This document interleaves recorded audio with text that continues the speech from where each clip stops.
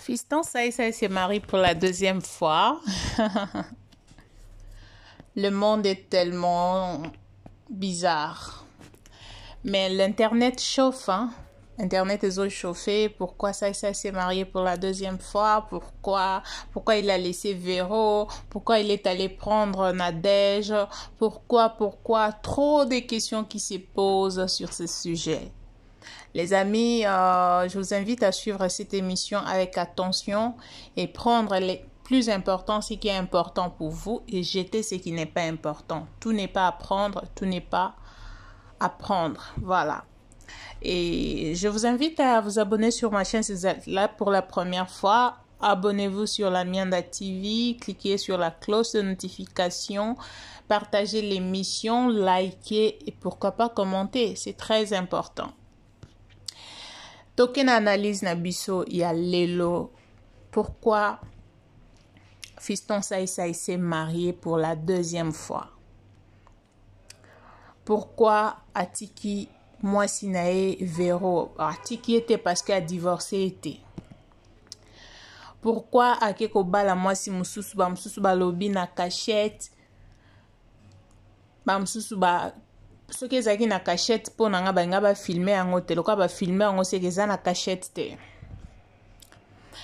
Souvent nous savons que Fiston Saïsaï fait ses voyages na ba France, bon partout ndenga kenda ming na mona kaza alinga beaucoup plus France. Il y a à Bali na France, à kenda mingi France. Il y a des choses qui se disent sur les réseaux sociaux. Pona nini akeko bala mwasi mususu à décevoir Véro, ça c'est vrai et c'est certain. Mais bandeko, avant peto kondanaka, ne m'insultez pas dans cette vidéo. Moi je fais seulement, je suis au milieu et je veux seulement parler de réalité et de vérité aussi. Certaines vérités, certaines réalités oezo leka o peut-être biso nyonso toyebi yango te, nanga na bino toyebi yango te. Mais on va essayer quand même d'analyser sur ça et puis essayer de parler, essayer de donner conseil na ba kan nyonso mibale et ça la bien. Ce que je vais demander tout d'abord, c'est de ne pas condamner quand on ne connaît pas la vérité, quand on ne connaît pas ce qui se passe. Na banda kwa batu mususu tozaka pressé à condamner raté. Et ce qui s'est fait d'ailleurs, c'est pas la première fois, il n'est pas la première personne. Il n'est pas le seul à le faire. Je dis bien, ne me tenez pas rigueur, parce que les autres vont dire, oh non, Azouz à part naïe, machin, tout ça. Non, je suis pas là. C'est pas du tout mon problème. Et ça ne me concerne même pas. On est là juste pour donner conseil, c'est tout. On s'arrête là. Ceux qui regardent leur vie, ça regarde que eux-mêmes. Ça concerne que eux-mêmes. Na bango, makam na bango, etali bisoté. Toujours simplement parce que ce sont des personnages publics et ce sont des gens qui sont connus. Donc voilà. On va d'abord, je veux d'abord parler de la fille Nadège. Je sais pas si elle va me suivre, si elle va peut-être recevoir cette vidéo, Nanzela Yabatumususu, tout ça. Nadège, ce que j'ai su à propos d'elle, Nadège a fait des enfants, premier enfant avec un Ouest africain, et le deuxième enfant avec le frère de Mimi Chikeva, truc pareil. Je connais pas Mimi Chikeva, mais les gens qui connaissent Mimi Chikeva, on l'entend chanter par des musiciens en fait. Donc voilà. Aboti déjà bana mi balé, famsu babi aboti bana 4, bon. Toso lango kaka. Nadège a eu 2 enfants déjà. Aujourd'hui, Nadège se décide d'entrer dans un mariage au Ezaya Muninga. Atiki libala nae, avec okota na libala ya Muninga. Oyebi même Bible lobby oyo lingi ba sala yo te ko sala yango pe Muninga te. D'après les informations, pendant que Nadège était dans son mariage oya papa ya banane oyo ya sima oyo, il vivait avec Sai Sai, allegedly. Et ça analyse, je n'étais pas là, je ne suis pas témoin de leur relation. Donc, Nazaki Wanate, bref. Donc, ça l'analyse par rapport, il y a ben information tozui. Ben information toyo ki tozo, ça les lango, juste analyse, essayer de donner conseil. Na bande comme sous o baza pe na ba kawana, tope na ba concerné pe. Nadège, tu étais avec ton, je sais pas, mari, boyfriend, I don't know. Anyway, tu as fait des enfants. Tu te décides de t'engager dans une relation oyo mobile azakuna na mwasi na e oyebi bango pe oyebi pe mwasi wana très bien parce que la femme de Sai Sai est connue par rapport à ce que Sai Sai parlait de sa femme et présentation. Bah voyage na bande basalaka, tout le monde qui connaît Sai Sai connaît sa femme Vero. Et lekela kanga esalanga mwaso moko mona muninga mwasi oyebi ke mobalo azana mwasi na ye o décider ko kende kokota esalaka epesaka mwa sens mukie que mobali ayaki akosio parce que dans mibali belé baza wana pona kokosa basi ote ngai nde naza boye e mwasi wana azalaka impoli na boya ye tokabwana na mwasi nanga oyo kokende na ndako yango bokuti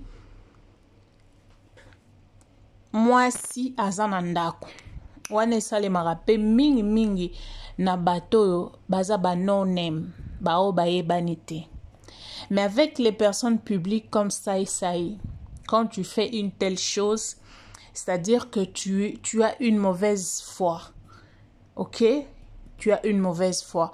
Nazo kenena na ngambu ya Nadège, je vais kokende pe na ngambu ya Sai Sai pe Vero, moi sinae. Ondimi kokota na libala oyo yebi bien ke mutu azana kati wana. Ondimi kosala epasi. Tout en oubliant que yope oza mwasi. Oyo kutu avandi pendant des années à boti bana biso to moni biso to ibana Sai Sai tia ozo sa na ba publicité bana ne amike oyo ba komi ba mikolo ba tata mbima na mama mibimba. Biso nyonso to yebi bango. Mutu wana zui temps ya kovanda na Sai Sai wana pendant toutes ces années dans des difficultés to yebi bango mibale. Et aujourd'hui, ce qu'on dit kokota na esika ya ndenge wana. Prépare-toi sikoyo na libulu oyo timoli pona yo moko parce que soki oya fandi ne bambula na bambula sali ebongo yo nzeta kokauka. So na yo za nini? Tozonga na kote ya Sai Sai.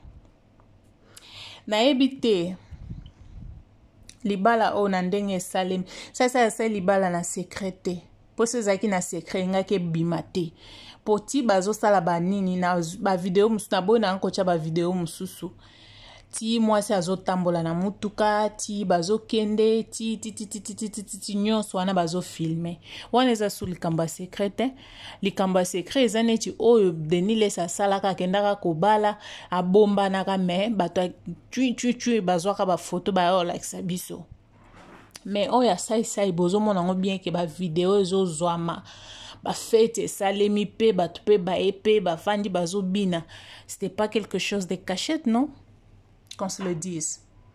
C'était pas quelque chose de caché, non, personne ne va savoir, tout. Non. Il l'a fait sciemment. Il était conscient de ce qu'il était en train de faire. Il l'a fait sciemment. Mais les hommes, je ne sais pas. Peut-être que ça avait causé avec sa femme. Asolo na mwasi na lobite omoni peut-être ndenge na kendaka nanga ba France na boy ba ko publier ngai tikaka kana zo mwasi ami balé po na boy po na ça nazo eza juste entre parenthèses to ebite ce que za bongo to eza bongo te. Mais logiquement parlant mon frère Kobala basi mibale, bon, pona nga eza malamu te, mais pona bato musu eza mabe te. Bato musu bapesaka ba raison te pona ko éviter kindumba. Kindumba ngo sikoyo nde nini, parce que oza na mwasi na yo, nyonso olingi kosala osala ngo na mwasi wana. Siko na yebi te ba raison bopesela ngo nini. Na yebi te ce qui s'est passé entre bango mibale pour koma tina point ya que papa oyo akomisela biso mwasi na biso nso toyebi amemelaka biso na ba poto par-ci par-là, lelo aya ko décevoir ye na misu ya bato.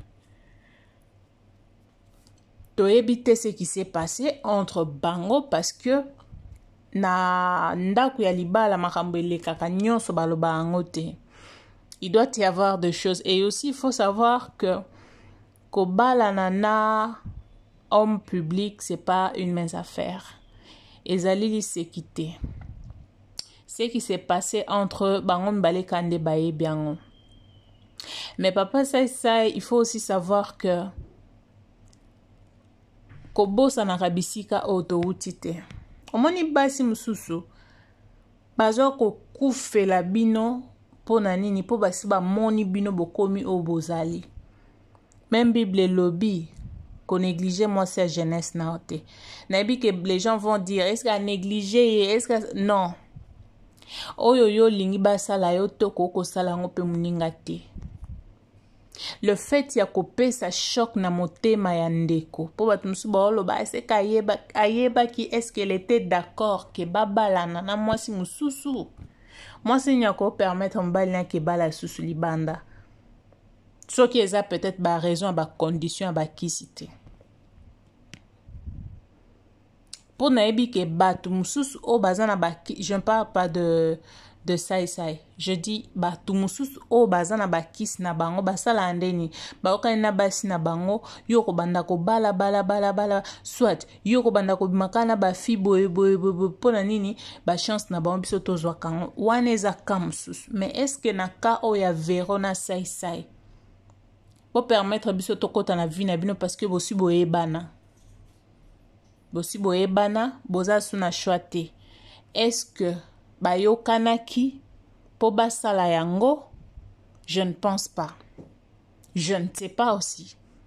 Si c'est oui, ils savent leur raison. Si c'est non, mais pourquoi qu'on blesser Mouninga jusqu'à ce point? Parce que je sais que là où Véro se retrouve en ces moments, il y a le sang qui coule dans son cœur. Hein? Le sang qui coule. Parce qu'on connaît l'histoire de ça et sa femme. Toye biango.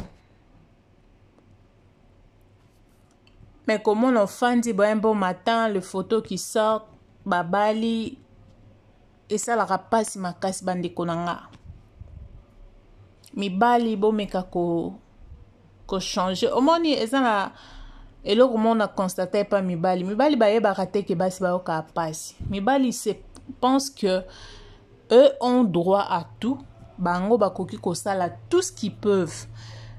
Tout ce qu'ils veulent faire, bako sala yango sans problème. Mais la femme n'a aucun droit de faire ce dont elle a besoin de faire. Ça c'est injuste.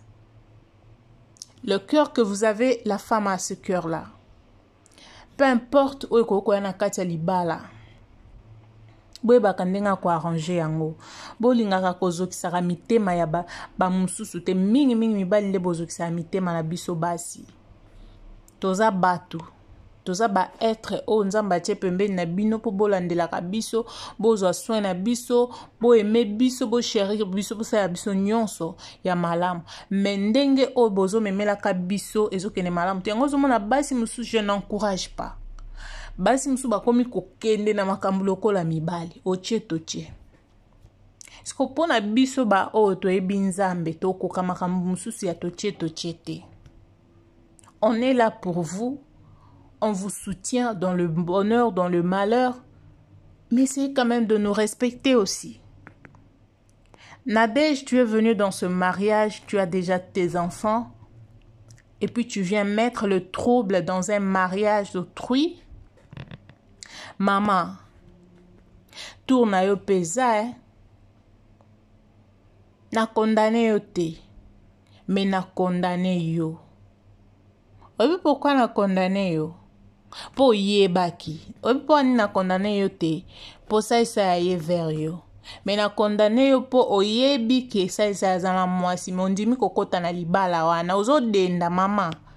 Keba so basali ona o kutu asala bambula bimisa ba makila pona mutu ana so comme bon yo muto so bimiseli batu musu makila oye na yo kaka oso kuti de abomengo ese mizaleli nango yaya oebisor na ote